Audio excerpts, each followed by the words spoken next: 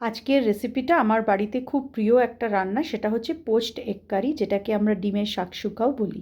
তো প্রথমে একটা কড়াইতে 4 চামচ মতন তেল নিয়ে তাতে গোটা গরম মশলা ফোড়ন দিয়ে তারপরে 1 চামচ মতন আদা রসুন আর কাঁচা লঙ্কা বাটা দিয়েছি, দিয়ে খুব ভালো করে নাড়াচাড়া করে যখন আদা আর রসুনের কাঁচা গন্ধটা চলে যাবে তখন একটা বড় পেঁয়াজকে আমি আগেই গ্রেট করে রেখেছিলাম সেটা দিয়েও নাড়াচাড়া করব। 1 চামচ নুন দেবো, হাফ চামচ চিনি দেবো আর 1 চামচ মতন হলুদের গুঁড়ো আর 1 চামচের মতন কাশ্মীরি লাল লঙ্কার গুঁড়ো দিয়ে আবার ভালো করে নাড়াচাড়া করব।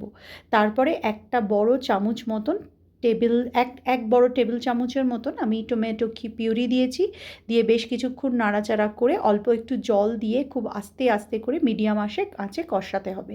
তারপরে ঢাকা দিয়ে দিয়ে কষাতে হবে। যখন দেখা যাবে যে তেল ছাড়ছে মশলা থেকে তখন আমি আরেকটু জল দিয়েছি, জল দিয়ে আঁচটাকে হাই করে দিয়েছি আর দিয়েছি 3-4টে কাঁচা লঙ্কা। তারপরে যখন ওই ঝোলটা একটু ফুটে উঠবে তখন 4টে ডিমকে উপর থেকে আলতো করে ফাটিয়ে আমি দিয়ে দিয়েছি, দিয়ে একটু ঢাকা দিয়ে রাখবো। আর প্রত্যেকটা ডিমের উপরে একটু নুন, একটু গোলমরিচের গুঁড়ো আর একটু কাশ্মীরি লাল লঙ্কার গুঁড়ো দিয়ে 15 মিনিট মতন ডিমটাকে মিডিয়াম আঁচে হতে দেবো। যখন খুন্তি দিয়ে একটু ওল্টালেই বোঝা যাবে যে ডিমটা শক্ত হয়ে গেছে তখন কিন্তু রান্নাটা একদম তৈরি।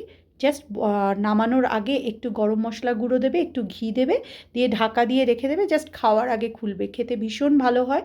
গরম ভাত দিয়ে সবাই একবার ট্রাই করে দেখো, ভালো লাগলে অবশ্যই জানিও। আর আমার চ্যানেলকে একটু সাবস্ক্রাইব করো। আমার ইউটিউবেও একটা চ্যানেল আছে সেম নামে, যদি ভালো লাগে চ্যানেলটা লাইক করো, শেয়ার করো। Thank you.